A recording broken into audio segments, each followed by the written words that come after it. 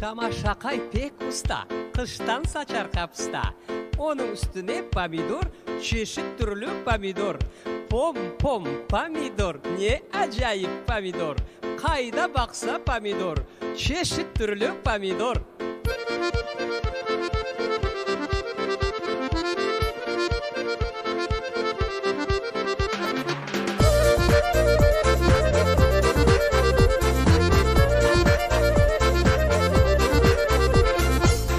Saçtım olsun dep, cebim para dolsun dep. Pomidor saçtım olsun dep, cebim para dolsun dep. Pomidorlar olmadı, cebim para olmadı. Pomidorlar olmadı, cebim para olmadı. Pom pom pomidor, hayda baksan pomidor. Pom pom pomidor, ne acayip pomidor.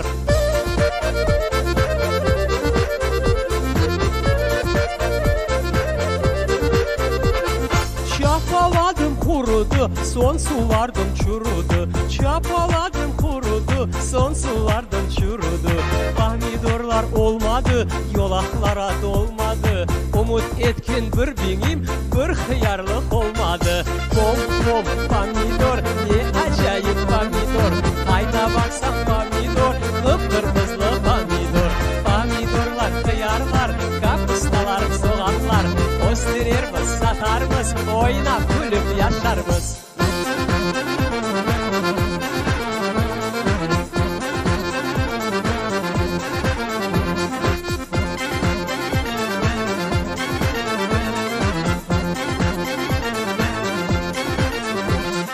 Şamaşakay pek usta, kışta saçar kapusta. Şamaşakay pek usta, kışta saçar kapusta. Yapraçığı beş arşın, tamam cabar taz başın. Yapraçığı beş arşın, tamam cabar taz başın. Pom pom pomidor, hayda baksan pomidor. Pom pom pomidor, hayda baksan pomidor. Yazda pişken malina, gerek bizge barınya. Yazda pişken malina, of, gerek bizge barınya.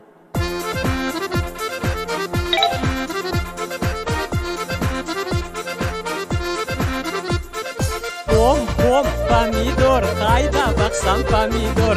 Ne acayip pomidor, kıpkırmızı pomidor. Pomidorlar, soğanlar, kapustalar, oğanlar. Öğüstürürmüz, satarmız, oynap gülüp yaşarmız.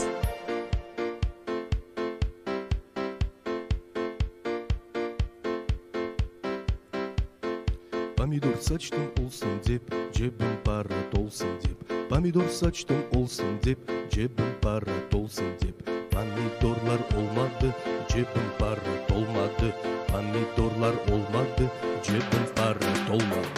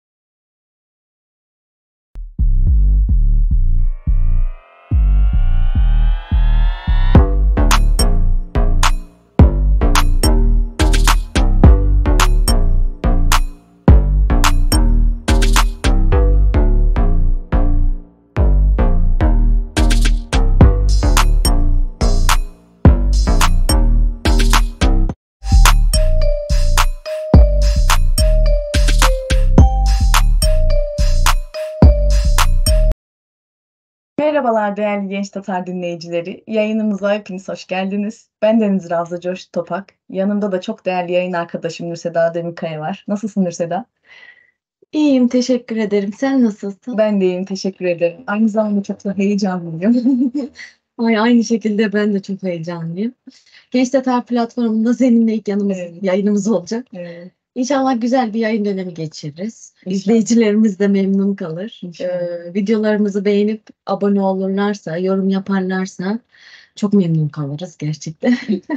Evet, kanalımıza abone olursanız bu bizim moralimizi, motivasyonumuzu daha çok yükseltir. Daha güzel yayınlarda sizlerle bir araya geliriz. Biraz da yayınımızdan bahsedelim. Hani bu sezon nasıl geçecek? Dinleyicilerimiz bu sezonda Kırım Tatar kültür ve sanatlarını alanında uzman kişilerle röportaj yaparak dilimizi, gelenek, görenek, adetlerimizi, oyunlarımızı, yemeklerimizi elimizden geldiğince size aktarmaya çalışacağız.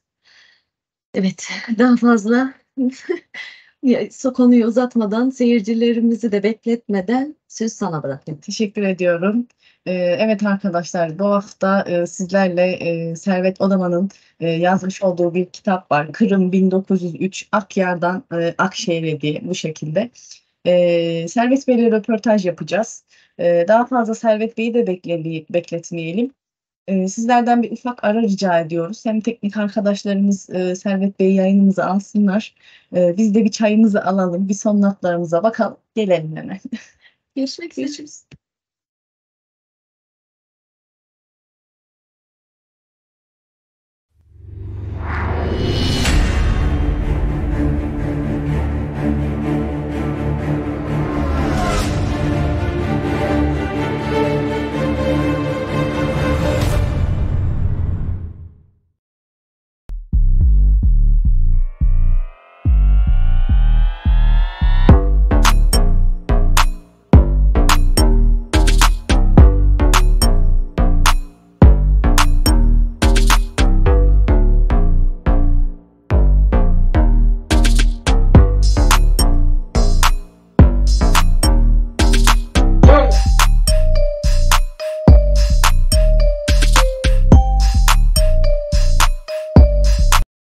Merhabalar Servet Bey. Genç Tatar canlı Merhaba. yayına hoş geldiniz. Nasılsınız Hoş efendim? bulduk. Teşekkür ederim. Hoş bulduk. Sizler nasılsınız? Biz deyiz. Çok teşekkür ederiz. Bu akşam sizlerle Kırım ve Kırım'a dair konuları dinleyicilerimizle birlikte konuşacağız. Siz de hazırsanız eğer röportajımıza hemen başlayabiliriz. Hazırım. Evet. Evet sevgili dinleyicilerim. Öncelikle Servet Bey'i size tanıtmak isterim.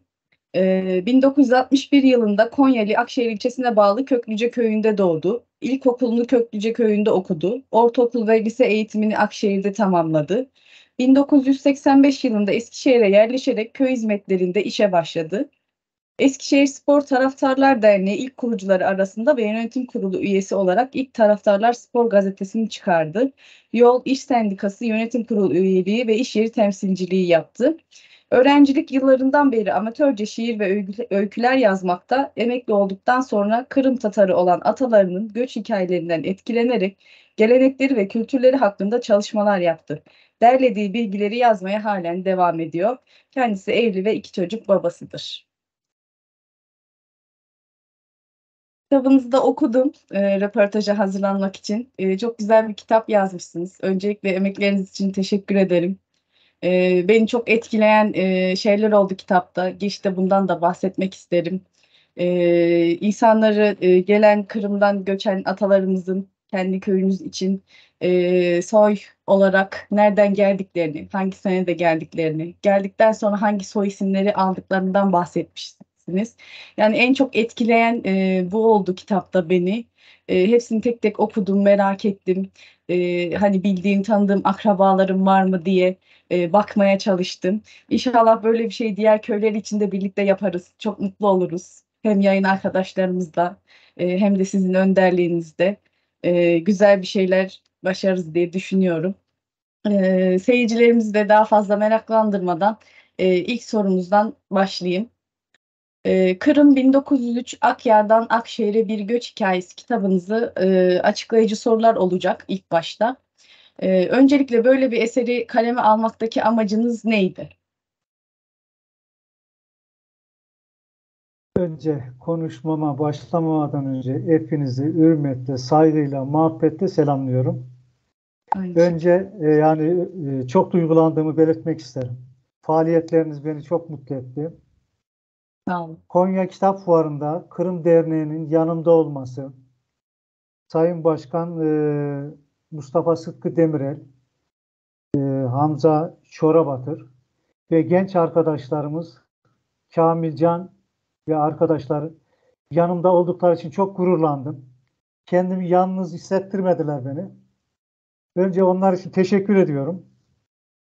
Bana kitabımı tanıtma, konuşma fırsatı, düşüncelerimi ifade etme fırsatı tanıdığınız için sizlere ayrıca teşekkür ediyorum. Biz teşekkür ederiz. Biz de çok memnun olduk sizinle tanıştığımız için. Kitabı yazmak amacım neydi? Oradan başlayalım. Şimdi işin derinliği var aslında. Ben farklı dil ve kültürlere sahip göç gelmiş bir toplumun parçasıyım. Kartanalarımın, nenelerimin, dedelerimizin hikayeleriyle büyüdüm. Herhalde bunların derin etkileri olmuş. Yani çocukluğumda bende bıraktığı izler olmuş. Bunların etkisiyle bu işe başlamışım. Her geçen gün kültürünüzden, dilinizden bir şeylerin yok olduğunu görüyorsunuz. Kitabı yazmaktaki asıl amacım da zaten buydu. Tükenmişlik, yok olma hissettiğinizde artık çırpınış, yani bir arayış içerisine geçiyorsunuz. Evet. Ve ben bu arayışa geçenlerden birisiydim. Nereden tutunacağımı, nereye tutacağımı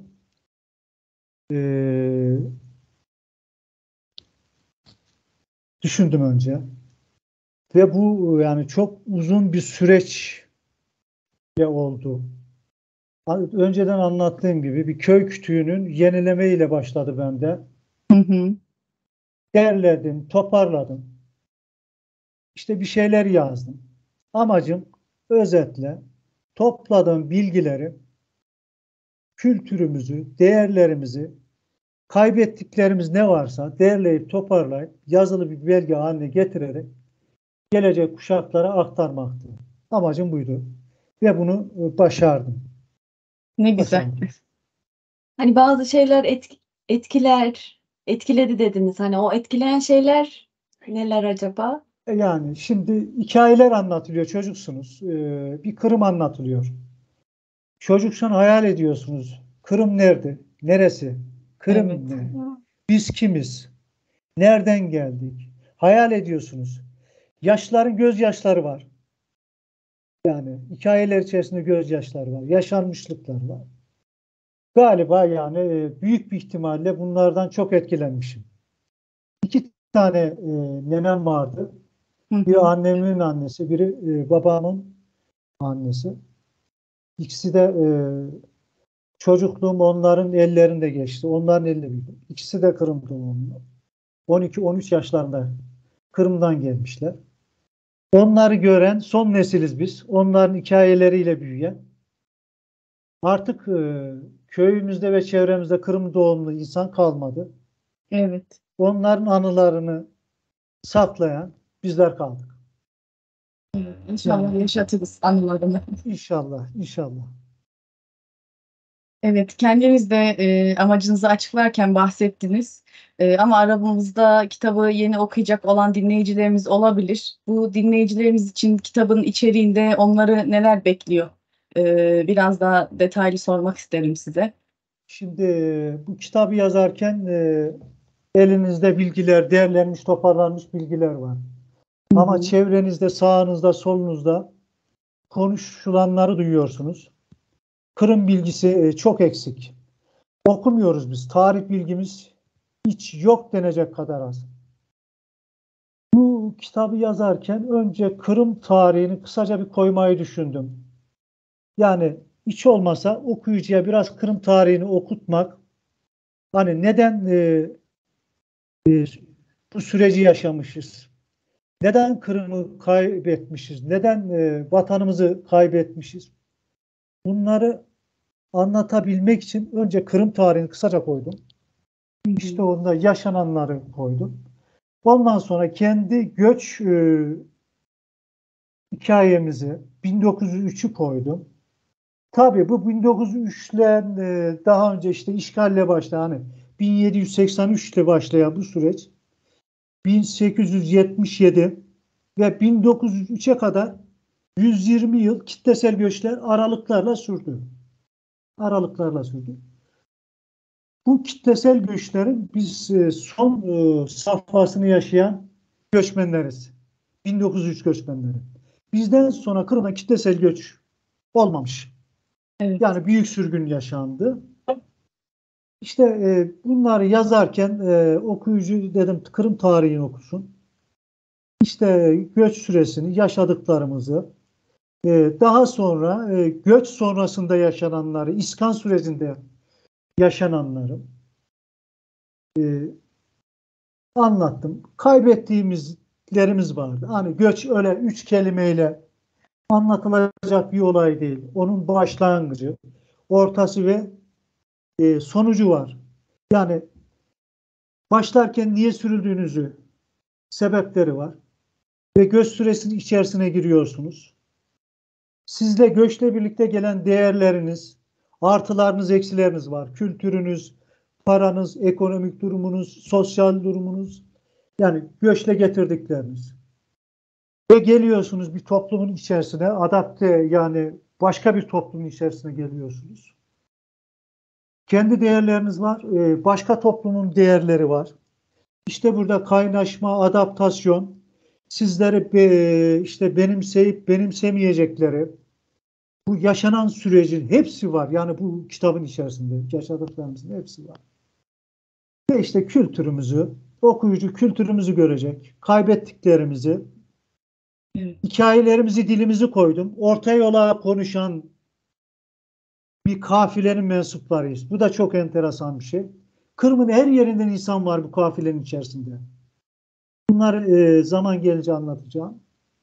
Tabii ki. İşte o dilimize ait küçücük hikayeler, nenelerimizden dinlediğimiz hikayeler, kendi yazdığım şiirleri koydum ki hani okuyucu dilimizi kavrasın, anlasın diye onları koydum.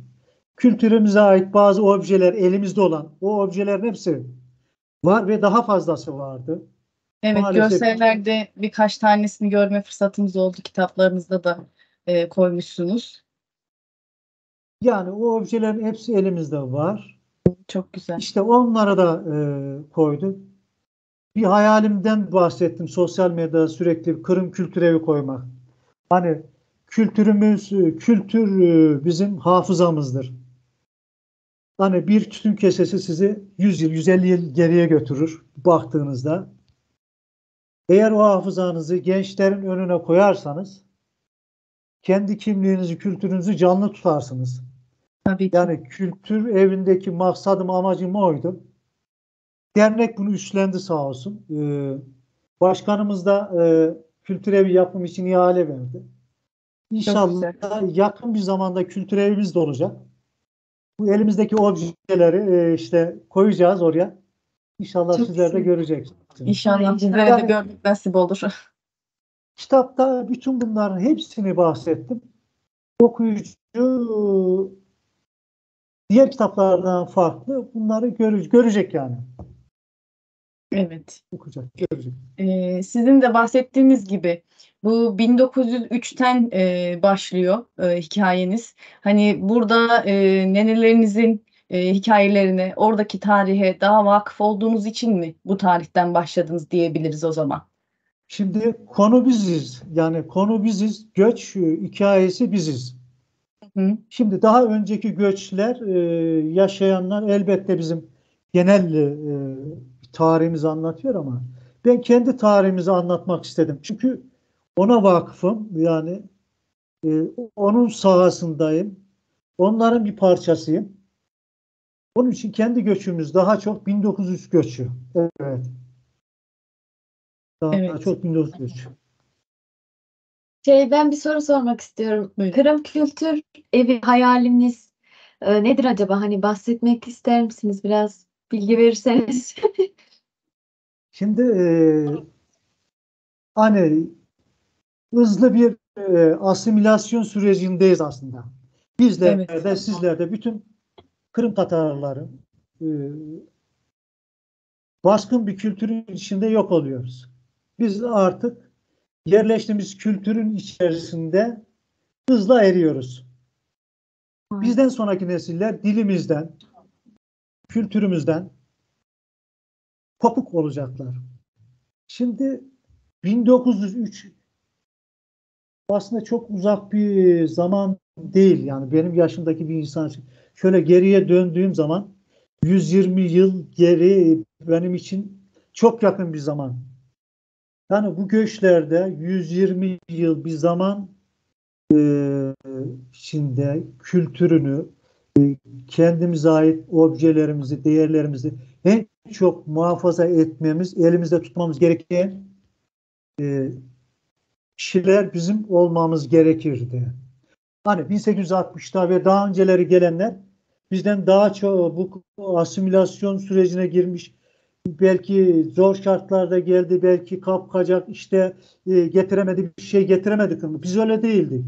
Biz derlendik, toparlandık, kasımızı, sarağımızı toplayıp gelmişiz. Bizim şanslı tarafımız buydu ve maalesef 100 yıl içerisinde benim ailemden bana sadece 150 yıllık bir çoyun kaldı. Tek çoyun. İşte dedemin bir poşusu var, ipekli poşusu var. Birkaç obje.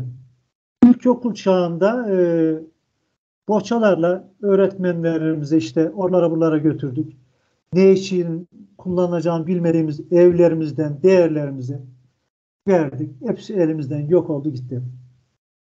İşte bunlar elimizde ne varsa derleyip toparlayıp hani hafızamız dedik ya, çocuklarımızın gelecek neslinin önüne koyarsan hiç olmazsa hani bu gençlerimize nereden geldi, kime aitiz cevabını daha iyi vermiş, daha iyi anlatmış oluruz diye düşünmüştüm. Türkiye'de bunun bir örneği var. Ballıkpınar. Ee, çok ilçenin adı aklıma gelmiyor şimdi. Yaptılar. Güzel bir örneği var. Kırım'da Derviş evi örneği var. Yani örnekleri var. Hele Kırımlılar bizden daha çok uğraşıyorlar. Nizami İbrahimov diye bir arkadaşımız var. Adeta Kırım'ı, dağılmış Kırım'ı yani külleri üflenmiş bir Kırım'ı kartpostallarla, objelerle Moskova'da topluyor, sergiler açıyor. Yani bizim de buna ihtiyacımız var. Yani böyle bir şey yapsak diyorum. Ve yapacağız inşallah. Yapacağız yani. İnşallah. Yapacağız Teşekkür ederim. inşallah. Yani bizler de yani sizler de bunu yapmasanız artık bizim gelecekteki nesile artık aktaracağımız bir şey olmayacak. Hani biz bunlara sahiplenip bir araya toplayıp hani bir arşiv gibi yaptığımızda hani bizden sonraki gelen insanların bir şeyleri bulması bize göre daha kolay olur. Daha güzel işler yaparlar inşallah. Yani çok güzel İnşallah. düşünmüşsünüz. İnşallah yani bu her köy için, her il için olabilir. İnşallah bizler de böyle yaparız. İnşallah ya. Yani belki vardır sizlerde de. Mutlaka vardır evlerimizde bir şeyler yani. Değerlerini toparlanıp olacak inşallah. Bir araya getirilebilir. Şimdi Servet Bey, Kırım'la ilgili sizin de bildiğiniz gibi yayınlanmış pek çok kitap var. Sizin kitabınızı bu kitaplardan ayıran özellik nedir? Hani başlangıçta göçten bahsettik. 1900 göç. Birinci özellik Kırım'ın her yerinden göç alan farklı insanların bir araya geldiği çok geniş kitlesel örneğin Sudak'tan, Akyar'dan Yalta'dan, Akmescit'ten, Bahçesaray'ın bütün köylerinden derlenip toparlanıp göç yoluna düşmüş, gemiye binmiş gelmiş bir kafile. Kırım'ın ortasından ve güneyinden her yerinden insan var. Her yerinden insan var. Orta yola konuşuyoruz. Orta yola konuşuyoruz. İçimizde yalı boyunu konuşan insanlar da var. Yani yalı boyunu. Ama yalı boyu orta yola şu anda kaynaşmış durumda. Kaynaşmış durumda. Birinci farkı bu. Hani çekirdek bir aile gibi bir köyden çıkıp gelmiş bir göç kafilesi değiliz biz. Evet. Göç kafilesi değil. Birinci farklılığı bu. İkincisi 1903 göçü çok ayrıcalıklı bir göç. Neden? Şimdi 1873 işgalle yurdunuz işgal ediliyor. İşte savaştan korkanlar, güvenlik endişesi yaşayanlar kitlesel halde göçlere başlıyorlar. Bugünkü işte Suriye'de, Filistin'de yaşanan olayların bir örneği işte 1870'te bizde yaşandı. Bu şekilde göçe tabi tutulanlar var. Şimdi göçler bu safhada böyle işte 1783, 1856 Kırım Savaşı, 1877 Osmanlı-Rus Savaşı. En çok kitlesel göçler burada. Fakat bizimkilerin şu özelliği var. Bizimkiler yaşadıkları yer düşünün bir İzmir, Ege bölgesi, Marmara, Akdeniz bölgesi. Sahil kenarında bahçe tarımıyla uğraşan, Kırım'ın çok değerli topraklarına sahip, üretken, iyi derecede tarım yapabilen insanlar. İyi derecede bahçe tarımı yapan insanlar. Bağcılık, üzümcülük, tütüncülükle uğraşıyorlar. Ve topraklarını terk etmek istemiyorlar, direniyorlar. Yani işgale direnerek vatanlarında kalıyorlar. 120 yıl. 120 yıl kalıyorlar. Ve 120 yıl kaldıklarında tükenmişlik yaşıyorlar. Artık göç etme ihtiyaçlar ya da talepleri, zaruretler oluyor ve göç yoluna düşüyorlar. İşte ikinci özellik bu. Artık tükenmişlik had safhaya geliyor. Nedir bu tükenmişlik? İşte iyi derece topraklarınız elinizden alınıyordu. Potemkin'le başlayan o ilk işgalle başlayan bağlar, bahçeler alınıp işte Rus çarlarına, Rus aristokratlarına peşkeş çekiliyor. İşte alın diyorlar şu köyün arazisi sizin, şurası sizin, şurası. Bunu anlatan işte var, İsmail Otar'ın bir kitabı var. Kırım faciası diye. Çok güzel bahsediyor. Kimlerin, hangi köylerin kimlere peşkeş çekildi, dağıtıldı. İşte kıraç, ne bileyim, tarıma elverişsiz arazilere kalıyorlar bizimkiler. Yine de Kırım'ı terk etmiyorlar. Yani yine de Kırım'ı terk etmiyorlar. İşte artık baskılar artıyor. İşte camileriniz yok olmaya başlıyor. Dini ne kadar özgürsünüz? Rusların istediği kadar özgürsünüz. Rusların istediği kadar millet olma ya da kendinizi ifade etme hakkınız var. Dininiz işte müftülük onların elinde. Müftüler işte Çar'ın emrettiği şekilde. Çar utbelerde kendi ismini zikrettiriyor. Efendime söylüyorum. Yani baskı had safhada. İşte kamu dairesine gidiyorsunuz. Rusça konuşuluyor. Siz ikinci vatandaş muamelesi görüyorsunuz. Mahkemeye düşüyorsunuz. Mahkeme sizin dinlemiyor. Hak sahibi değilsiniz. İşte bütün bunlar birike artık tükenmişlik başlıyor. Burada şunu da söylemek istiyorum. Bu göç olayında mollaların çok büyük şeyi var. Yani Kırım mollalarının çok büyük etkisi var. Neden etkisi var? Şimdi Kırım'ı ayakta tutan bizim hani dilimiz, işte kültürümüz, hocaların çok büyük etkisi var. Toplumu ayakta tutan, işte kaynaştıran, en önemli kişiler mollalar. Camilerde, fetvalarda, işte mahallelerde, köşe başlarında işte konuştukları çok önemli. Şöyle söylüyorlar. Gidin artık dininizi, imanınızı kaybediyorsunuz. İcret edin. Hı hı. Şimdi aslında vatan sevgisi imandandır. Yani vatan sevgisinden. Önce vatana sahip olma ya da öyle şeyler işlenmiyor. Hani kaçıp giderseniz dininizi, imanınızı kurtaracaksınız. Çocuklarınız gavurlaşmaktan kurtulsun. Gidin. İşte bu konuşmalar etkili oluyor. İkinci bir önemli etken daha. Şimdi iletişim, bugünkü gibi iletişim araçları yok. O köyden bu köyden, işte şu köyden, komşu köyden insanlar birbirlerini tetikliyorlar. Hı hı. Yalan yanlış haberlerle birbirlerini tetikliyorlar. Ve artık göç kaçınılmaz oluyor. İsmail hani bu araştırmaları yaparken işte 1903'e ait tercüman gazetelerini okudum, okumaya çalıştım. Hı hı. Osmanlıca bilen arkadaşlarımın önüne attım. Hani göçle ilgili bir yazı, bir makale, bir şeyler bulabilir miyim diye. 1903'ün tarihini hatırlayamayacağım, kitabımda var. Gidenlerin kaytışı diye İsmail Gaspralı'nın bir makalesi var. Hani göçe gidiyorlar ama pişmanlık duyup göçte umduklarını bulamayıp geri dönen kitleler var.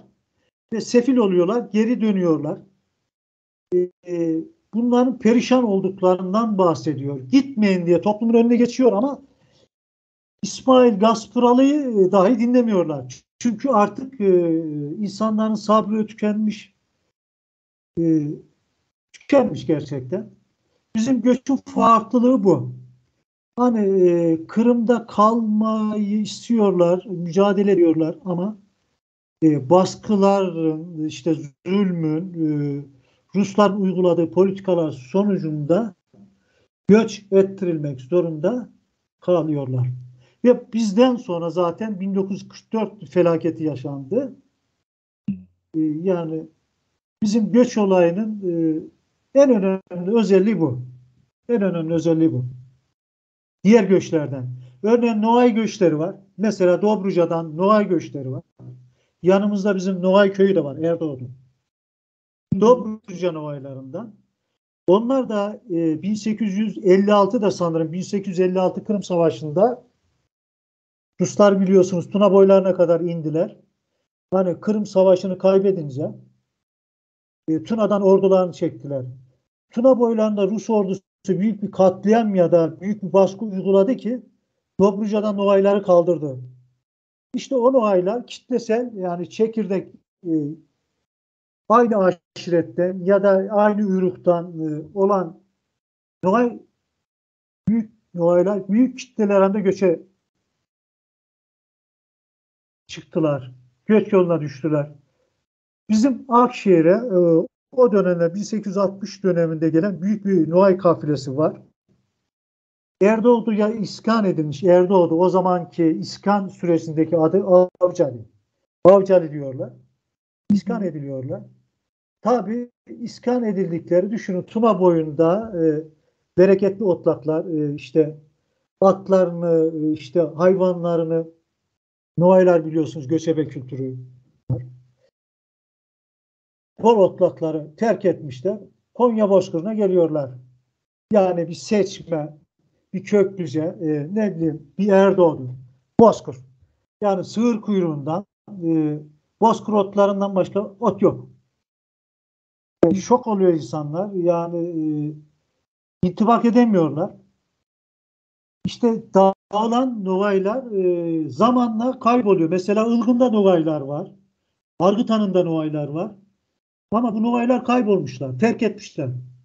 Grup halinde kalan bir köy halinde grup halinde kendilerini muhafaza edip günümüze kadar ulaşmayı başaran grup halinde kalan Nogaylar. Yani o göçlerin hepsinin hikayesi farklı. Evet. Farklı. Bir de bir şey daha merak ediyorum. Bu göç yolculuğunu ve yerleşme çabalarını detaylı bir şekilde anlattınız. Yani bu belgelere, bilgilere nasıl ulaştınız? Yani şunu merak ediyorum. Bu soy olarak mesela yazmışsınız ya, nereden geldi, işte hangi soy ismini aldı? Bunlara hani resmi bir kanaldan mı ulaştınız? Yoksa hani Şimdi buyurun, evet. köy kütüğü dedim. Başlangıç noktam köy kütüğü. Köy kütüğün haneler kısmında Hı hı. işte bazı şeyler yazılır. Bazının hanesinde Kırım, Ak Mescit. Bazının hanesinde büyük harpte öldü. İşte özel düşünceleri yazmışlar oraya. Hı hı. Onları ben not aldım. Önce not aldım. Not aldım. Sonra dedim ki yaşlılarımızı, hani Kırım'dan göç edenlerimizi dinledik. Nenemin birisi Muskomyalı. O masalcı nenem. Hı hı. Muskomyalı. Birisi Beyşatka diye, bizim Tatarca söylem, yani konuşma dilimizde Pişatka. Yalta'ya bağlı. Hani o Simeyiz'in dibinde Aypetri kayalıklarının dibinde muazzam bir köy. Şu anda orada bir sanatoryum var. Meşhur bir sanatoryum var. Çok muazzam bir yer. İkisi de oradan gelmişler. 12 yaşındalar. Yani sürekli Kırım anlatıyorlar. Hafızalarında Kırım var. Ve siz Kırım'ı dinliyorsunuz. Ben iki babaannemin, dedemin nereden geldiğini biliyorum. Hı hı. Bizim aile kökenimiz Çorguna'dan gelme. İşte anne tarafları Ürküs'ta, Pişatka, böyle. Şimdi bütün köy sözel olarak hanelerin işte büyüklerinden e, bunları teyit ettim önce.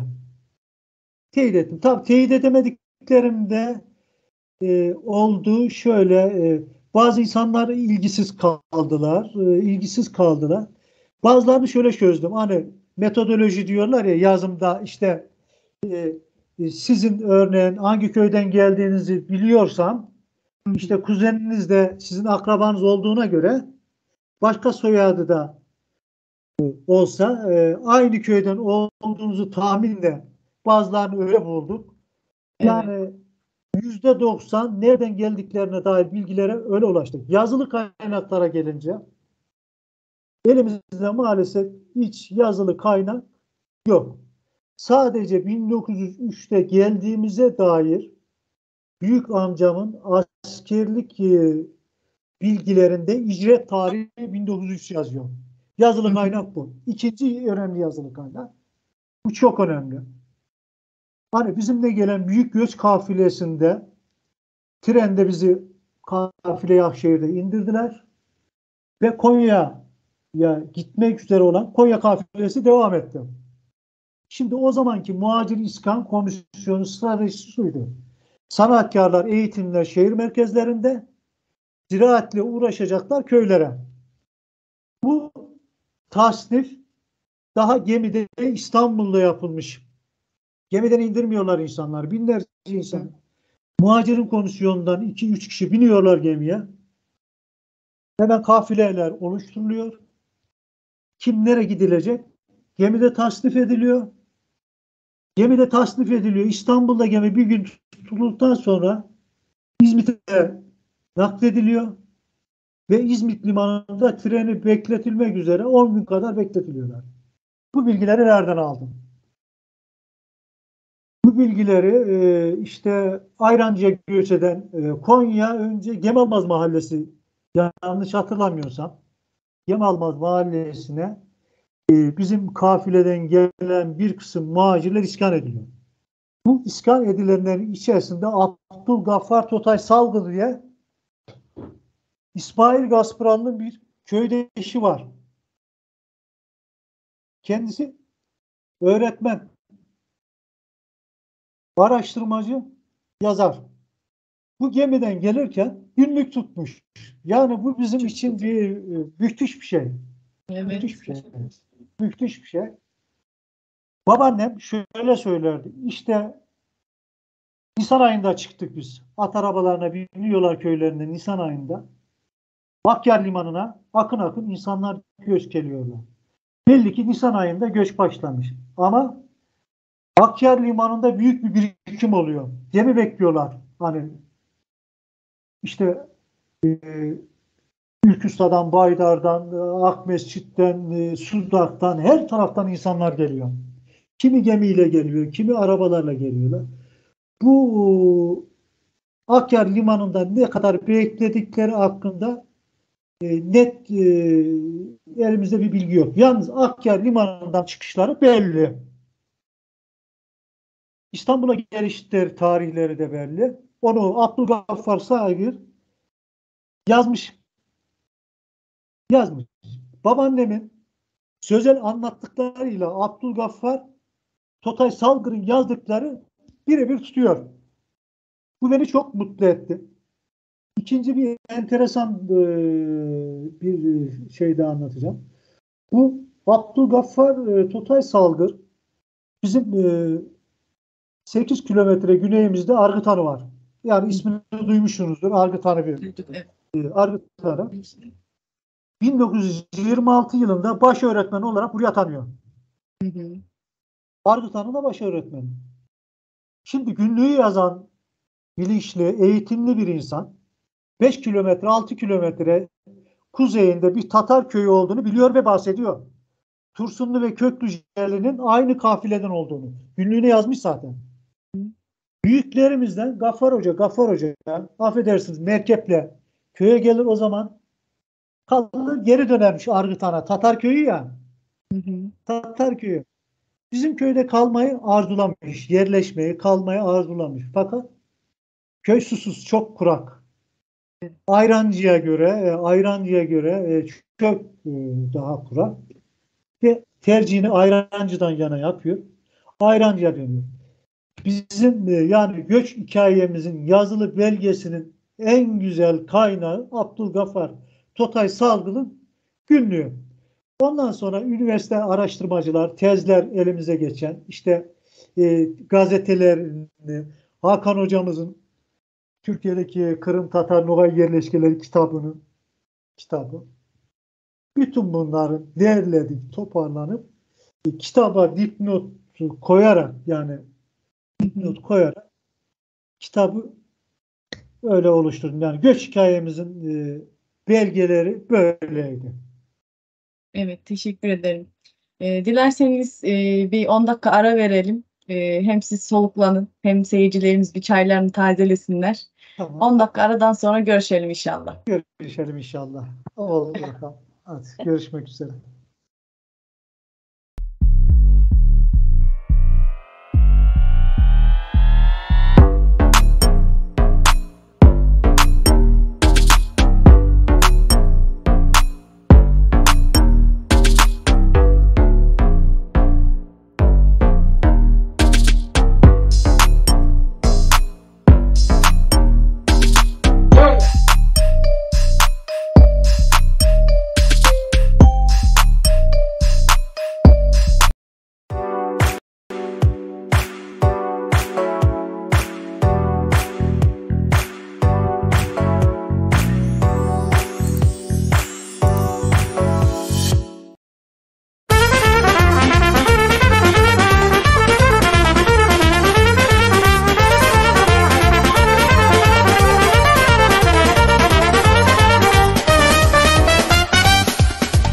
Ev aldığında dut derek, yer estikçe sallana. Dutta kondu bir çıbın, yırlay tablana. Dut derekte bir çıbın, yırlay tablana. Çıbınga kondu bir balkurt, zu tavlanalar hey.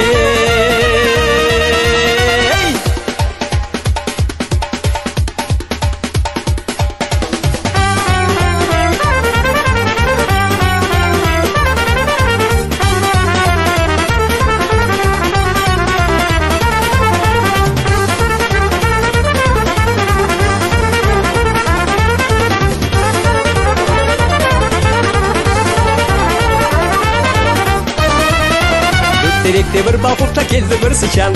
Sıçana keldi bir mışık ziyan vermegi. Mışık sıçana sıçan balukka balkut çıbını dutka zavalı dut kaldı yalangach. Ah ne bay uzavalı dut kaldı yalangach. Vah ne bay uzavalı dut kaldı yalangach.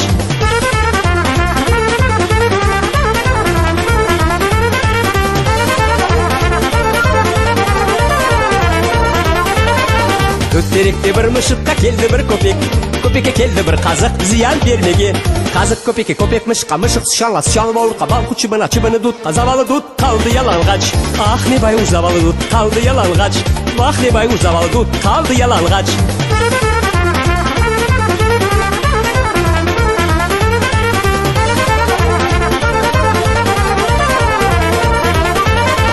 Ötterekte bir kazıkka keldi bir balta.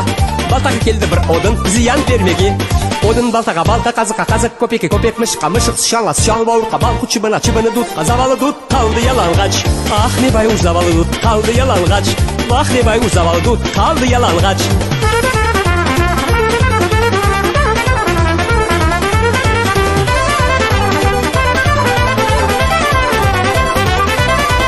Ötterekte bir baltaga keldi bir odun. Odunga tuştu bir ateş alevlendi ep. Ateş odunga odun baltaga balta kazıkka kazık köpekке köpek mışıkka mışık sıçanla sıçanı boğulukka bal kuçubuna çıbını dut. Zavalı dut kaldı yalangach. Ah ne bay uzavalı dut kaldı yalangach.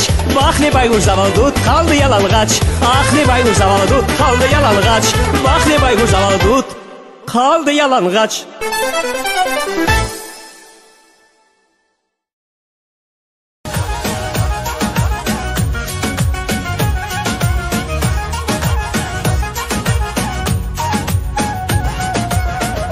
Misafirler oynamağa buyurunuz oynamağa.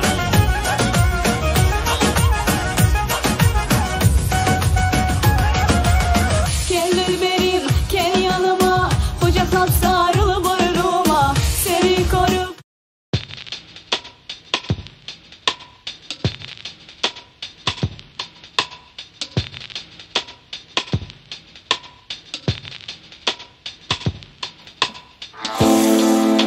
Bu cenk bitken sonra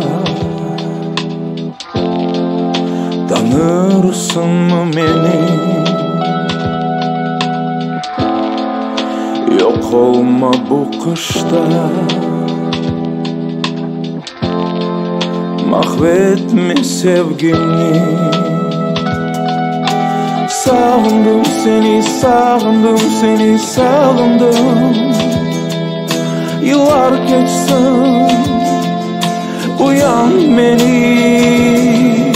Sağındım seni, sağındım seni, sağındım. Gayet soğuk, kurtar beni. Bu solgan gönlünün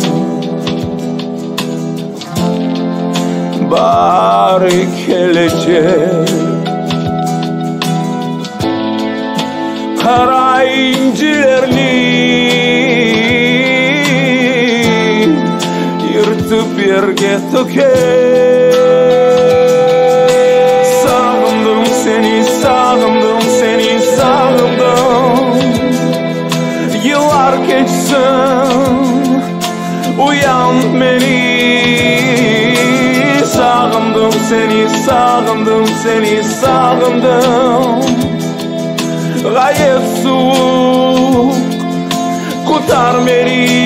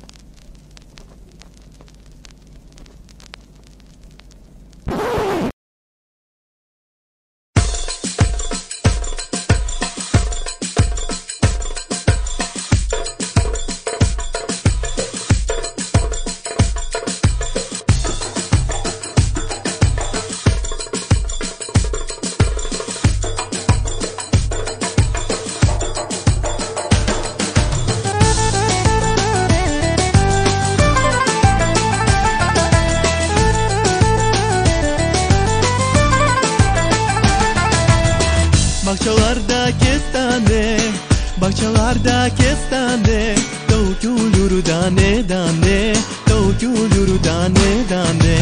Amanım civanım gel yanıma, liraları takayım gerdanına. Amanım civanım gel yanıma, liraları takayım gerdanına.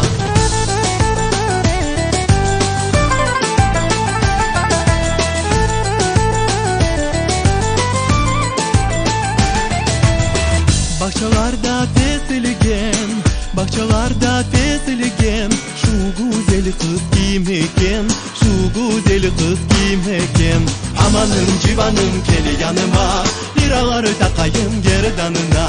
Amanım civanım gel yanıma, liraları takayım gerdanına.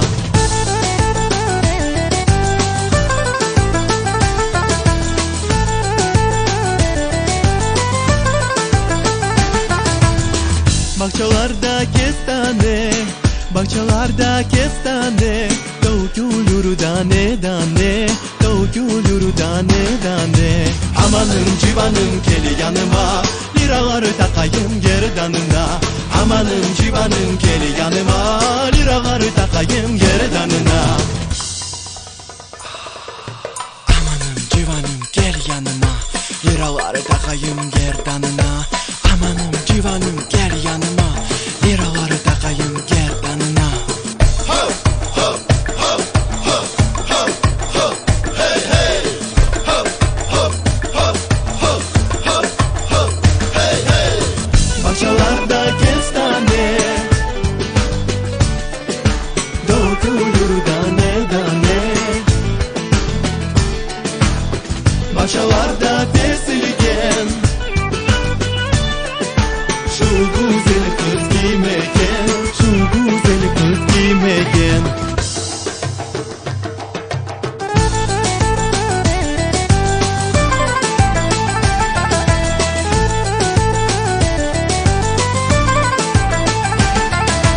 Amanım civanım gel yanıma, liraları takayım gerdanına.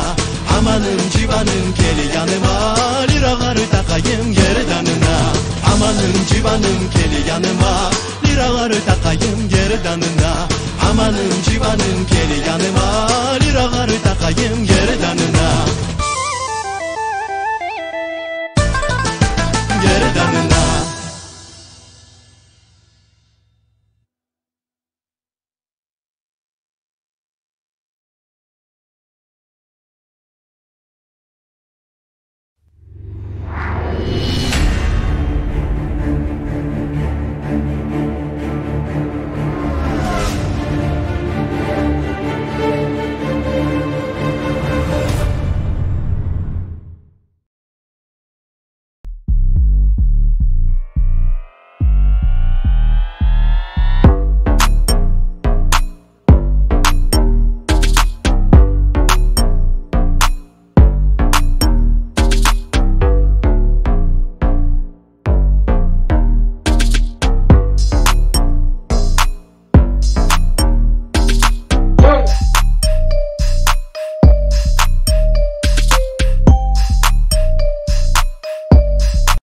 Evet sevgili dinleyicilerimiz, kaldığımız yerden devam ediyoruz.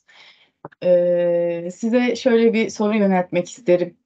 Bu tüm tarihçilerin de ifade ettiği üzere Birinci Dünya Savaşı ve milli mücadelede ak topraklara göçen Kırım Tatarları cephede de savaştı. Siz de kitabınızı buna el alarak şehitlerimiz, gazilerimizin bilgisini veriyorsunuz. Önümüzdeki hafta Pazar günü Cumhuriyetimizin 100. yılını kutlayacağız. Bu bahisle kitabınıza bu satırları yazarken neler düşündünüz, neler hissettiniz? Bunları bizimle paylaşabilir misiniz? Şimdi kitabı yazarken en etkilendiğim yer burası. Yani en etkilendiğim kısım milli mücadele. Hı hı. 1903'te göç yolculuğuna çıkan ve 1905'te yarım yamalak iskan edilmiş bir köye yerleşen Kırım Tatarlarını hiç ummadıkları bir coğrafya ile karşılaştılar. Susuzluk, kuraklık, ağaç sayfaları. Ektiklerini kaldıramadılar. 4-5 yıl bir kıtlık süreci yaşandı. Su kuyuları vardı ama su kuyularında su yoktu. Böyle bir süreç yaşadılar. Ve bir süreç yaşanırken 1908 yılında ilk askerlerini gönderdiler. Bu 1908 yılında ilk gönderdikleri asker benim amcam. Kura ile tespit ediliyordu o dönem askerler. Ve kura ile 2. orduya asker gitti. İlk şehitleri bu oldu. Ondan sonra tabii 1911 ile Balkan Savaşı ile başlayan savaş süreci asker göndermeler başlandı. Yani zorunlu askerlik dönemine girdiler. 20 yaşını dolduran askeri alınıyordu. Ve artık 20 yaşını dolduran her genç askere gitti. 1911 yılında başlayan askerlik sürecinde askere gidenler, gençler köyü terk etti.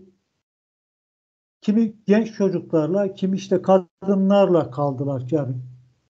Geride kalanlar durumu böyleydi. Çanakkale ve 1. Dünya Savaşı, Büyük Harp dedikleri 1. Dünya Savaşı ve Sakarya Savaşı ve arkasından Akşehir'in içinde yaşanan büyük taarruz, yani tam 10 yıl süren bir savaş sürecine girildi. Bu 10 yıl içerisinde birçok aile erkek evlatların askerdeydi. Hepsi askerdeydi. Mesela benim 2 dedemin bir oğlu şehit oldu. İkincisi dedem 1911 yılında asker oldu. 1922 yılında evine döndü. Askerlik safahat bilgilerini çıkarttığımda şok oldum ben. Yani 11 sene aralıklarla evine geliyor Çanakkale bitiminde ama geliyor gidiyor, geliyor gidiyor, geliyor gidiyor. Yani 1922 yılına kadar savaş var.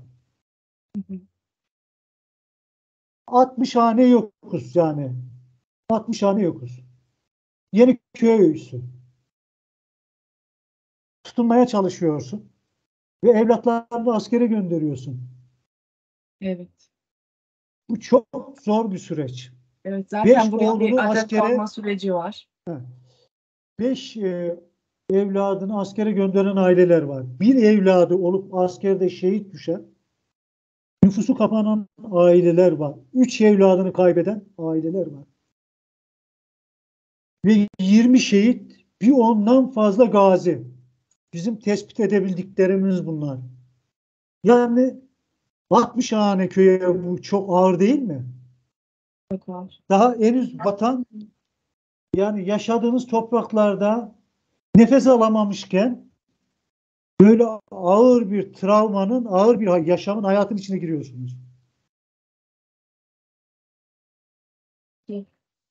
Bu gerçekten çok zor bir durum. Bizim yanımızda Tursunlu köyü var. Orada durum daha ağır. O da Tatar köyü. Mecidiye onun ilk adı. Orada 30'a yakın şehit var. Küçücük bir köyde 30'a yakın şehit. Gazilerin adını bilmiyoruz. Bu Kırım milli mücadelesiyle, Kırımlı göçmenlerin milli mücadelesiyle ilgili, yani ben o tespitlerimi yaptıktan sonra köyümüzden bir arkadaşımız da genel bir araştırma yaparak üniversite tezi olarak bir çıkardığı tezini kitaba dönüştürdü. Ümit Özkan. Kitabını göstereyim. Benim Tabii. köylüm bu. Bizler de alalım, okuyalım inşallah. Yani bu kitabı da okumanızı tavsiye ederim. Ama bu kitap sırf bizim köyü anlatmıyor. Türkiye'deki kıtın Tatarlarının milli mücadeledeki olan katkılar. Polatlı'dan tutun Eskişehir, Konya, büyük kapsayan, büyük bir alanı kapsayan büyük bir sahada çalışma yaptı. Tabii kitaba benim katkılarım var. Kendi kitabıma döneyim. İşte kitabı yazarken tabii büyüklerimin, dedelerimin askerlik safahat bilgilerini çıkarttım.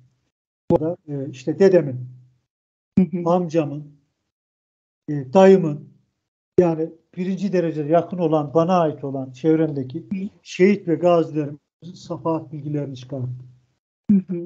Yani onların askerlik süreci de nerelerde savaşmışlar, nasıl nerelere gitmişler, nasıl yaşamışlar. Bütün onlara vakıfım ve sahibim. Yani askerlik, savaş yıllarında askerlikte bunlar yaşarken cephe gerisinde de durum iyi değildi. Evet, hangi cephede savaşmışlar acaba? Buna bir detay verebilir miyiz amcanız, dedeniz? Şimdi hani ikinci kitaptan bahsediyoruz ya. O Evet. konunun sonuna kalsın ki bu konu bahsedeceğim ondan. Tabii, Şimdi tamam. şunu anlatmak istiyorum. Büyük taarruzda biliyorsunuz bütün ordular, Sakarya Savaşı'ndan çıkan ordular Akşehir'de konuşlanarak büyük taarruza hazırlık yaptılar. Bu 9 ay gibi bir zaman, 1921'in son günlerinden işte 1922'nin Ağustos'una kadar Ilgın'da, örneğin 5. Kolordu Ilgın'da konuşlandı. İşte topçu birlikleri, süvari birlikleri Akşehir'de konuşlandı ve büyük taarruza hazırlık yaptılar. Biliyorsunuz bizim köy Akşehir'in köyü. Evet. Yani Tursunlu, Akşehir'in köyü, Erdoğdu, Akşehir'in köyü, bunlar Kırım Tatar köyleri. Yani sağımızda solumuzda Balkanlardan göç eden, göçmen gelen bir sürü Balkan köyleri var. İşte bu hazırlıkta bir taraftan ayakta durmaya, yani kendi geçimlerini temin etmeye çalışıyorlar. Bir taraftan da orduya yardım ediyorlar. Yani ordu geliyor, yiyecek lazım askere. Ellerinde ekmek yapıyorlar. Arpa, buğday, işte ne varsa. Mesela dedem atını teslim etmiş. Teslim ettiğine dair kitapta senedi var. Yani bu çok önemli bir belge. Atı götürüyor şubeye, işte diyor ki al atım sizin olsun. Teslim ettiğine dair köyde bir tek senet bizde çıktı. Yani çok önemli bir belgeydi bu. Çok yani evet. Başka atını verenler de var ama yani yardım edenler parasal, işte maddi, işte yiyecek olsun, şey olsun, yardım etmişler. Bu süreçte mesela Sakarya Savaşı sürecinde isyanlar var. İsyanlardan etkilenmişler. Delibaş isyanı Argıtan'a kadar gelmiş. Argıtan bizim 6 kilometre kuzeyimizde. Ilgın'da Çiğil isyanı olmuş. Akşehir'de olmuş. Şimdi bir taraftan kaçaklar ve isyancılar var. Bir taraftan milli mücadelede savaşanlar var. Yani cephe gerisinde de yaşanan çok ciddi hadiseler var. Savaşlarda da. Yani ben şöyle diyorum. Biz ak toprakları vatan hakkıyla yaptık. Ak topraklar zaten bizim vatanımızdı. Şöyle vatanımızdı. Günümüzde bizi yani Suriyeli mültecilerle işte siz de göç geldiniz canım, siz göçmen değil misiniz? Gibi sorulara muhatap oldum ben. Çok öfkelendim bu sorulara. Bir kere Kırım yani Kırım'la Osmanlı İmparatorluğu arasında bir ahitname vardı. Halil İnalcık'ın kitabında var bu ahitname. Bir anlaşma var Kırım'la Osmanlı arasında. İkincisi Kefe, Osmanlı sancağıydı. Yani Kırım'ın güneyinde yaşayan birçok insan Osmanlı vatandaşıydı. Dobruca'dan Balkanlardan, Kafkaslardan gelen Osmanlı vatandaşıydı. Bugün Ankara'dan göç eden bir kimse İstanbul'a göç ediyorsa bu mülteci ya da böyle şey olmaz ki. Bu kendi vatandaşı zaten. Nereye gidecek bu insanlar? Ana vatana gidecekler. Ana vatanda ak topraklardı. Büyük vatan tabir ettikleri ak topraklardı ve ak topraklara geldiler. Ve ak topraklarda kalmanın bedelini biz fazlasıyla ödedik. Fazlasıyla ödedik. Yani 60 hane bir köyden 20 şehit, bir o kadar da gazi. Doğru. Ve 10 yıl oturamadılar. Yani 10 yıl oturamadılar. Ve döndü geldiler. Askerlik bitti. Bakın köyde bir sürü dul kadın. Kocalarını kaybetmiş 2-3 çocuklu kadınlar. Bekar insanlar. Yeniden derlenip toparlanıyorlar. Ve ayağa kalkıyor. Yani bu gerçekten ciddi bir şey yani. Burası beni çok etkiledi. İkinci kitabı işte ikinci kitabı yazmakta zorunda olduğumu hissettim. Ben bir yazar değilim, edebiyatçı değilim. Yani öyle kelimeleri işte düzgün önüne arkasına koyup da süslemesini, edebiyat yapmasını bilmem. Ama yaşadığım olaylar, hikayeler, büyüklerimin hikayeleri beni yazmaya sorumlu tuttu ve mecbur etti. Eğer ben bunları yazmazsam yok olup gidecek hikayeler. O Seyit Çavuşların o Seydi gelinlerin hikayeleri falan, evet onlar bir dram ama gerçekten çok insanı etkileyen hikayeler var. İkinci kitabımda işte bunları ele aldım. O bir romanı. Ama roman böyle bir inceleme roman. Kahramanların gerçek isimleri, göçle başlayan ve milli mücadele sürecinde yaşanan bütün hadiseleri işte yazıyorum, yazmaya devam ediyorum. Evet, ben de tam bu soruyu yöneltecektim size. Hani amcalarınız, dedelerinizle ilgili bir hikayeniz var mı? Özel değilse paylaşır mısınız bizimle diye. Ama inşallah kitabınız çıktığında okuyalım, öğrenelim biz de. Şimdi bütün amacım zaten Ümit Özkan hani bu milli mücadelede Kırım Türklerinin kitabını çıkarırken köyüme işte ait ne kadar belge, bilgi varsa verdim. Hatta Akşehir'de 100. yıl münasebetiyle Akşehirli mahalle yazarlar var, birkaç kişi tanıdım. Onlar Mehmet Çavuş var, dayım dediğim. Kitabımızda bahsediyor o. Mehmet Çavuş. Babaannemin kardeşi bu. İzmir'in ilk şehitlerinden. İzmir Alkapınar'da abide var. Abidesi var. Türk ordusu İzmir'i alırken İzmir'e girerken şehit olan 3 kişiden birisi dayımız. Enteresan ki onun komutanı Şerafettin Kırımlı'da Kırımlı bir subay. Kırımlı bir subay. Eri Kırımlı Tatar Mehmet Çavuş. Bunun müthiş bir hikayesi var. O hikaye yazılıyor. Dedemle zaten enişteli kayın oluyorlar. Hı hı. 3 tane kahramanım var burada. Biri dayım, biri amcam, biri dedem. Biraz bahsedebilir misiniz acaba? Çok detaya inmemekle birlikte. Şimdi bir aile kahramanın bir tanesi. Bir aile 5 çocuğunu da askere gönderiyor. 5 çocuğunun en sondan ikincisi Ahmet Akay. Büyük taarruzda Sakarya Savaşı'nı yaşamış, işte İnönü Harplerini yaşamış. Ama çocukları, amcalarımız diyelim, bunun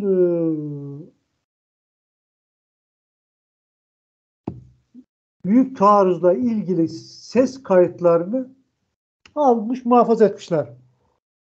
Çok iyi. Ben bu Kırım kitabını yazınca tabii ellerindeki ses kayıtları bana verdiler. Dediler bunu sen hak ediyorsun. İşine yarar mı dediler. Dedim verin. Önce bu ses kayıtlarını dinledim. Daha sonra oğlunun birine safahat bilgilerini çıkarttırarak anlattığı hikayenin doğruluğunu temin etmek için Ateşe'de yazılı kaynaklara müracaat ettim. Askerlik safahat bilgilerinden anlattıkların tamamen birebir doğru olduğuna şahit oldum. Şahit oldum. Çok muazzam bilgiler var. Akşehir'den başlayan ve Bursa'da, Bandırma'da biten bir hikaye. Çok etkileyici bir hikaye. Bu annemin amcası. Dayıma gelince, babaannemin kardeşine gelince Mehmet Çavuş 1911'de asker oluyor. İkinci Ordu. İkinci Ordu biliyorsunuz Manastır'da Manastır'a gidiyor. O da Balkan Harbi ile başlayan İzmir'e kadar süren süreç yaşıyor. Savaş sürecinde yaşıyor. Bunun hikayesindeki enteresanlık şu: ailenin iki damadı var. Bir aile iki damadını da şehit veriyor. İki kızı da dul kalıyor. Bu iki ailenin iki şehit damadının birisi benim amcam. Balkanlarda komitacılar tarafından öldürülüyor. Nerede öldürüldüğü meçhul. Yani ulaşamadık bilgisine. Aileye şehit olduğu bilgisi veriliyor. Ama nerede öldüğü hakkında bir bilgiye sahip değiliz. Şimdi amcam evli askere gidiyor. Babaannem onun eşi ve dul kalıyor. Evin dul gelini. Genç yaşta. Yani bir aylık gelin. Bir aylık gelin. Ve kocasını kaybediyor. Bu ailenin ikinci kızı, büyük kızı Şahsenem'in kocası da büyük harpte şehit düşüyor. Aile iki damadını kaybettikten sonra anne üzüntüden ölüyor. Baba ikinci bir evlilik yapıyor. Tabii Mehmet Çavuş askerde bütün bunlar yaşanırken. Mehmet Çavuş askerde. Dedem İslam'da askerde. Mehmet Çavuş şehit oluyor, evine dönemiyor. Aile bütün damatların oğlunu kaybediyor savaşlarda. Mehmet Çavuş'un ailesi. Dedeme gelince eve dönüyor. Eve dönüyor. Dul bir yengesi var. Dul bir kadın. Sağında ablası dul. Kocasını kaybetmiş. İşte solunda 3 çocuktan bir tanesi dul. Dul bir sürü insan, kadın var.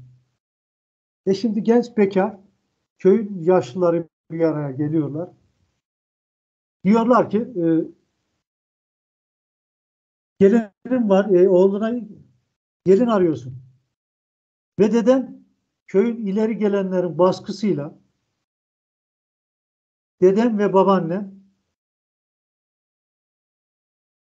dedem yengesiyle evleniyor. Yani abisinin hanımıyla, abisi şehit olunca. Ve nenem ağlar anlatırdı.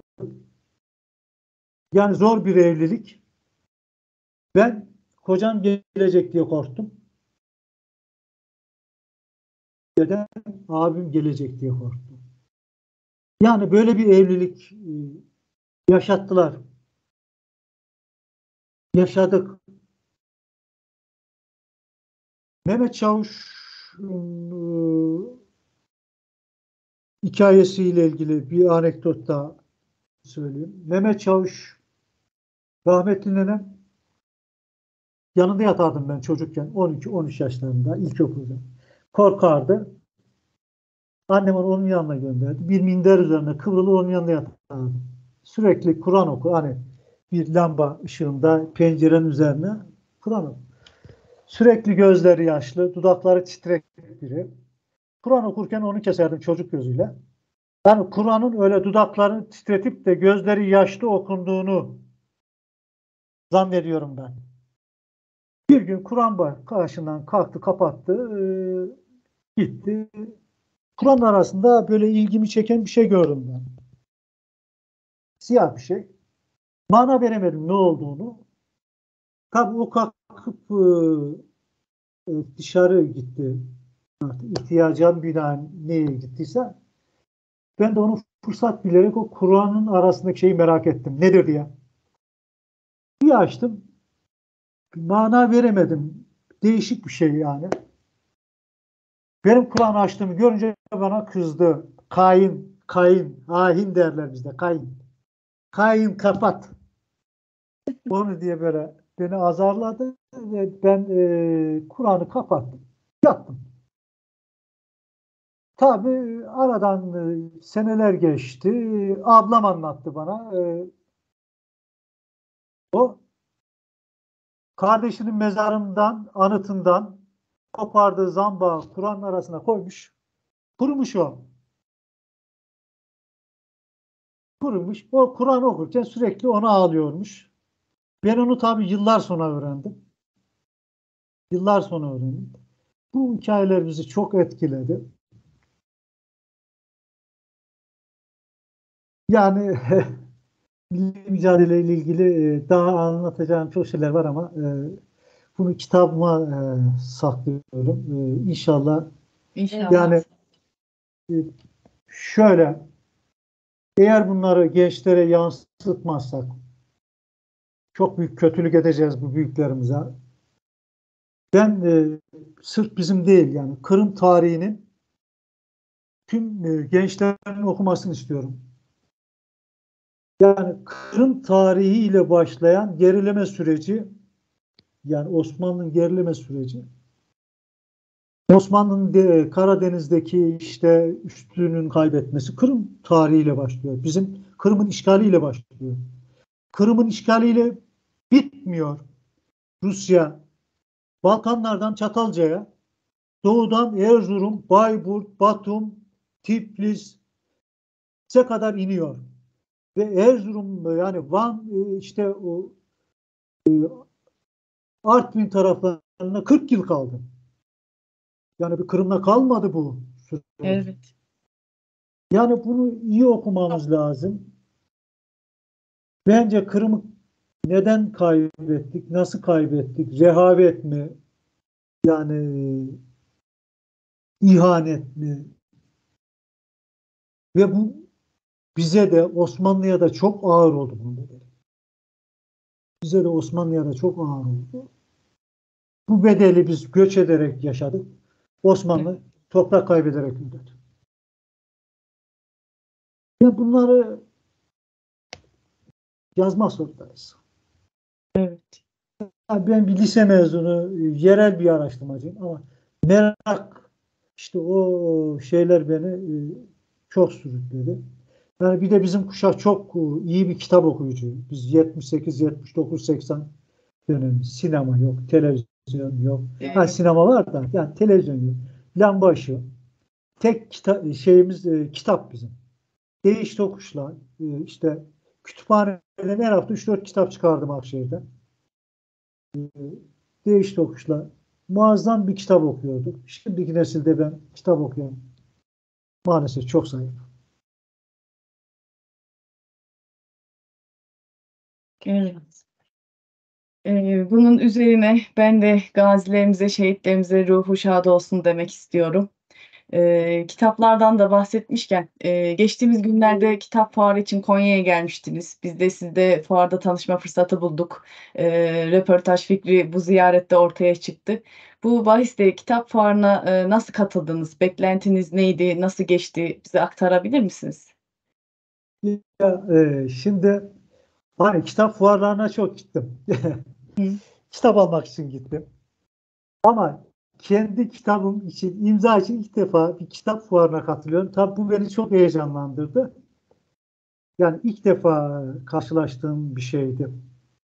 Aslında daha iki sene önce de davet edildim. Ama işte iştirak edemedim. Bu sefer dedim ne olursa olsun iştirak edeceğim. Gittim. Kongre Sarayı'nı biliyorum. Birkaç kere tiyatroya gitmiştim orada. Yani Konya'ya geldiğimde kızım Konya'daydı. Hı hı. Tiyatroya gitmiştim. Kongre Sarayı'nı biliyorum. Muhteşem bir yer. Yani Konya'nın böyle bir kongre sarayına sahip olması gerçekten çok güzel bir şey. Şimdi sabah arabamdan indiğimde şunu gördüm. Yani ilki arabamda indim 9.30'tu. Yani Kongre Sarayı'nın önünde indim.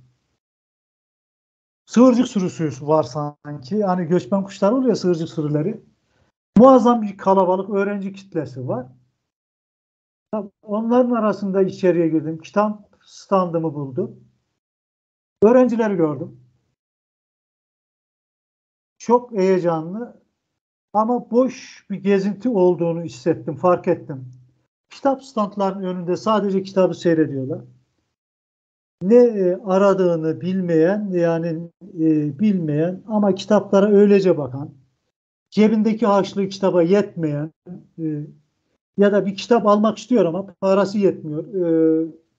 Ne kitabı olsa olsun alırım diyen ama alıp da bir yere atacağını bildiğim bir öğrenci kitlesi gördüm. Bu beni çok üzdü.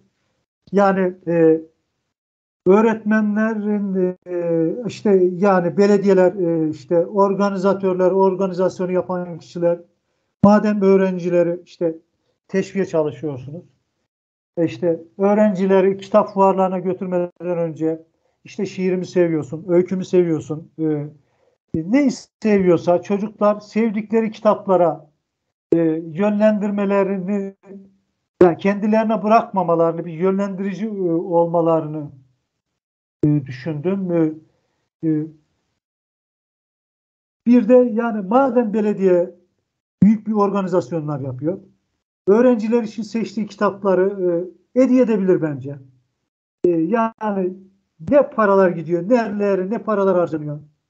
Yani bir sponsor olur. Her çocuğa işte uygun gördüğü bir öyküyü, bir kitabı, bir araştırma kitabını çantasına koyup sevindirebilir. Bence bu daha mantıklı. Bunu yapabilirlerdi. Ben bu eksikliği gördüm. Öğlene kadar zaten öğrenciler meraklı bakışlar arasında işte geçti. Öğleden sonra okuyucu kitlesi değişti. Yani şeyi değişti. Yetişkinler gelmeye başladı. Standıma bir üniversite öğrencisi geldi. Gözleriyle çekik gözlü olduğunu gördüm. Yüzünde bir maske vardı. Kırım kitabını aldı, göğsüne bastırdı. O beni çok etkiledi. Ben Kırım Tatar olduğunu anladım tabii. Nereli olduğunu sordum. Polatlı bir köyden olduğunu, öğrenci olduğunu söyledi. Hı hı. Ondan sonra tabii okuyucu kitlesi değişince kitabı merak edip Kırım'ı soranlara kitabımı anlatmaya, cevap vermeye çalıştım. Bir milletvekili geldi. Kırım'a gittiğini söyledi. İsmini unuttum. Hakkari'yi görünce Hakkari'den bahsediyor. Simferopol dedi. Ben de dedim Simferopol'u kullanmasaydınız Akmescit dedim. Şimdi herkes kendine göre işte kitap inceliyor, kendine göre yorum yapıyor. Orada beni en çok mutlu eden Kırım Derneği'ydi. Mustafa Sırrı Demirel, Hamza Şorabatır, genç Tatarlar beni çok mutlu etti. Yani beni yalnız hissettirmediler orada. Bu beni çok mutlu etti. Gerisi boştu. Evet. Servet Bey, bu yeni yazdığınız kitabınızdan da bahsettiğiniz üstünde çalıştığından. Bu açıdan kişisel olarak gelecekteki hedef ve beklentileriniz nelerdir? Bunları öğrenebilir miyim? Yani benim kitaptaki beklentim hani Kırım bu ilk yazdığım kitap neyse ikinci kitabımda o. Yani büyüklerin hakkını teslim etmek. büyüklerin yaşadıklarını, onların bir torunu olarak onların hakkını teslim etmekle kendimi sorumlu tutuyorum. Ne olursa olsun onların hikayesini yazıp yazılı bir hikaye haline dönüştürerek geleceğe emanet etmek, bırakmak istiyorum. Bu hikayelerin kaybolmasını istemiyorum. Şimdi Sakarya Savaşı anlatılıyor. Konu uzuyor, yani uzatıyorum. Seydilerli Gelin'in bir hikayesi var, biliyor musunuz? Duydunuz mu hiç? Şimdi hani İstanbul'dan silahlar Sinop'a kaçırılıyor. Kaçırılan silahlar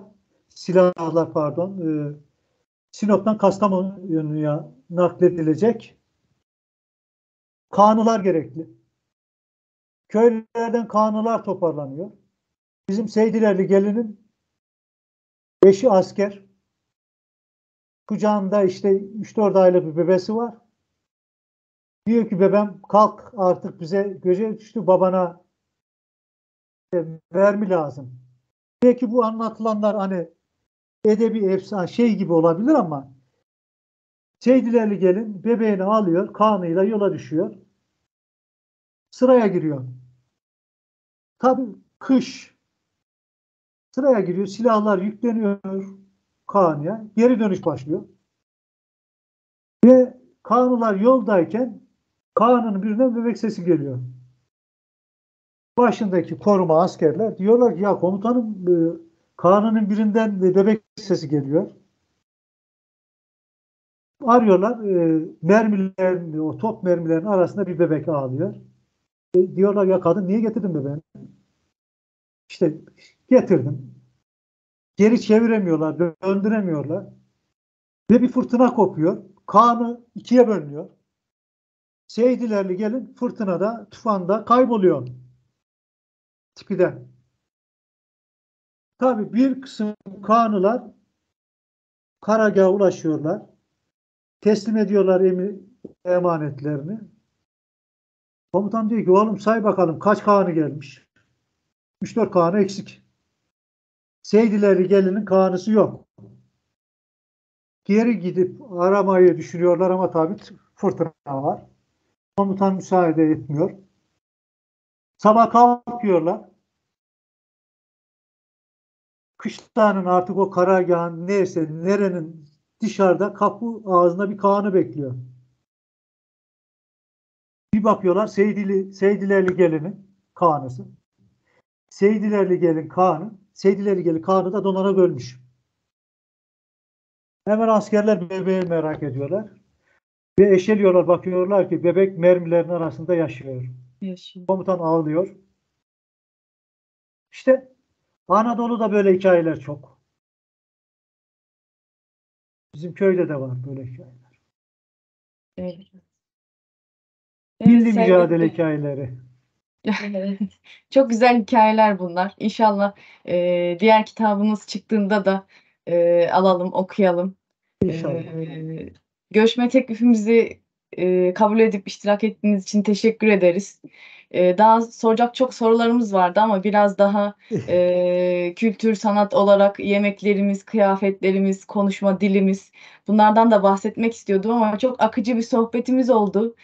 Bayağı merak ettiklerimizi giderici bir şekilde anlattınız. Ben de kendi içimde dedim ki bir yayın daha neden yapmayalım? Neden detaylı orada anlatmayalım? O yüzden sizinle bir yayın daha yapmak isteriz. Siz de İnşallah. uygun görürseniz. İnşallah. Teşekkür ederiz. Son olarak genç Tatar dinleyicilerine söylemek istediğiniz bir şeyler var mıdır? Şimdi bana bu fırsatı tanıdığınız için size çok çok teşekkür ediyorum. Biz Emeği teşekkür geçen ederiz. herkese teşekkür ediyorum. Özgür bir kılım için mücadele edenlere, dilimizi, kültürümüzü yaşatmak için yılmadan, durmadan, bıkmadan, usanmadan çalışanlara selam olsun. Herkese hürmetle selamlıyorum. Teşekkür ederiz. İyi akşamlar diliyorum size. Ben Hoşça de iyi kalın, akşamlar sevgiyle kalın diliyorum. inşallah. Tatmin ettiysem ne mutlu. İnşallah görüşmek üzere. İnşallah tanıştığımıza çok memnun olduk. Görüşmek üzere. İyi akşamlar İyi diliyorum. akşamlar. Sağ olun, iyi akşamlar. Evet sevgili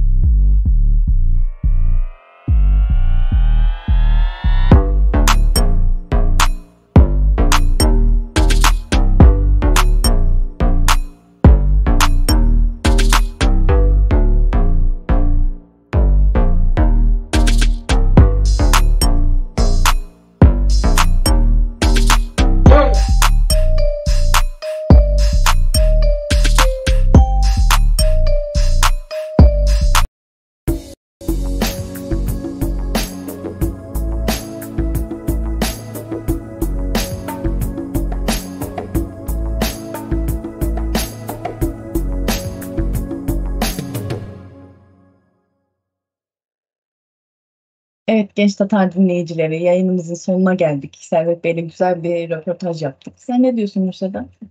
Çok güzel bir yayın oldu gerçekten. Servet Bey bizi çok eskilere götürdü. Değil mi? Evet, böyle sanki hani aynı hikayeleri anlattı. Evet. Böyle çok eskilere gittik ya. Çok duygulandım gerçekten.